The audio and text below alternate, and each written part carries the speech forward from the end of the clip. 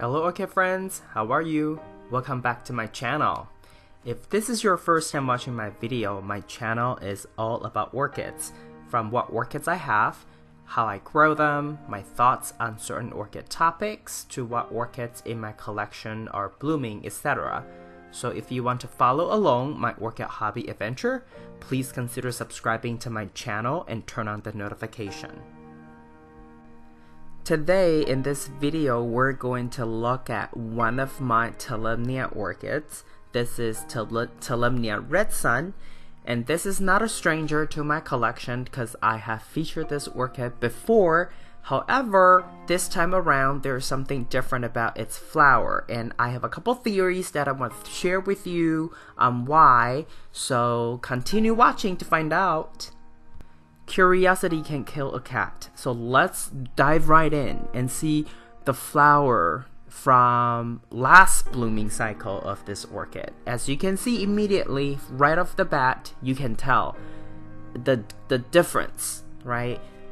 The picture that you just saw earlier at the beginning of the video, it was almost pure red, and here you have some white spots, white portion around the skirt area. I have a couple theories, but we're not going to talk about that just yet. So this orchid is Tolumnia Red Sun, and I've had it for almost 2 years now, and at the time it was blooming from its primary spike. And then the flowers that we're going to be looking at is actually flowers from its 2 secondary spikes. And what's interesting about this orchid is that after this particular cluster of flowers faded away, it immediately started to work on its secondary spikes from all 4 nodes on the primary spike. There were 4 developing, but then eventually for this video we're going to be looking at the secondary spikes from the 2nd and the 3rd nodes. So it's about a month or so, beginning of October 2018 to now November 2018, that the flower had already gone away, completely dried up, but then immediately you see secondary spikes shooting out from all 4 nodes on the primary spike.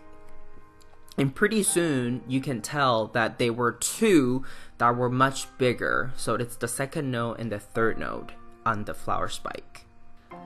This orchid is probably the most vigorous orchid in terms of Tolumnia orchids, probably the most vigorous one amongst the Tolumnia orchids that I have, because I see 1 secondary spike, maybe 2, but all of a sudden it was developing 4. So it's kind of interesting. But I noticed that it's very easy for Tolumnia orchids to have secondary spikes, because as I'm making this video, I actually have another Tolumnia orchids working on its secondary spikes flower. It's about to bloom, and I'll make another video. It's the other one that I have. I have 4 Tolumnias now. But anyway, back to this orchid. It's currently grown in this hybrid method of semi-hydro and traditional growing method, because the inner cup has 3 drainage holes at the bottom, but then I use exact the same size of cup, right? I double cup it, so if I decide to leave some water, which would then get into the inner cup through the drainage hole, if I decide to leave some water at the bottom of inner cup, then it becomes sort of a semi-hydro setup. But if not, then it's a traditional growing method in the inorganic media method. And the media that I use, later in the video you'll see, it's a mixture of hydrocorn and manto clay. The manto clay is all very similar size, but hydrocorn, it comes in a bag, and then it does have a lot of different sizes. For the purpose of this orchid, I did pick out smaller pebbles, so smaller leca beads or hydrocorn beads to mix it with manto clay. And the ratio that I decide on was about 1-to-1 ratio for this particular orchid. And one thing I noticed about Tolumnia orchid, I also shared this in my other Tolumnia orchid video, is that this orchid doesn't necessarily need to be dried out completely for more than a couple days. It actually likes water. The roots actually enjoy water very much because I typically leave some water at the bottom of the cup and it doesn't actually rot the roots, and the roots actually have grown into the bottom of the cup and it's doing really well. It's flowering and it's producing secondary spikes and are flowering from that. And if you look at the plant itself, the newest fan is so much bigger and so much more plump than its original fan size from when I first purchased it. So I think this orchid really is okay with higher moisture and higher, basically have more water in the media. So this orchid doesn't necessarily dislike having wet feet.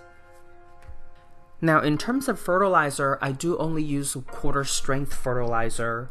But let's get into one of the reasons why I think this orchid is producing a much more saturated color for the flower is because I increased the frequency of fertilizer. So I still use quarter strength, but then I did provide more quarter strength fertilizer on a regular basis. So I increased the frequency of giving it the quarter strength fertilizer. So instead of every other week, for example, I was giving it quarter strength fertilizer every single week. So fertilizer, nutrition, that's one reason, possible reason. The second possible reason is that during when it was developing its secondary spikes and buds, that was the time that I wanted my growth space to be in a lower temperature for my Phalaenopsis orchid to bloom or to initiate their spikes. So I think the colder temperature also contributed to the way that the flowers appear.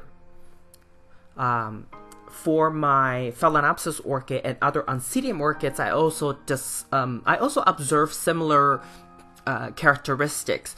Their colors tend to be more intense, more saturated when the temperature is lower.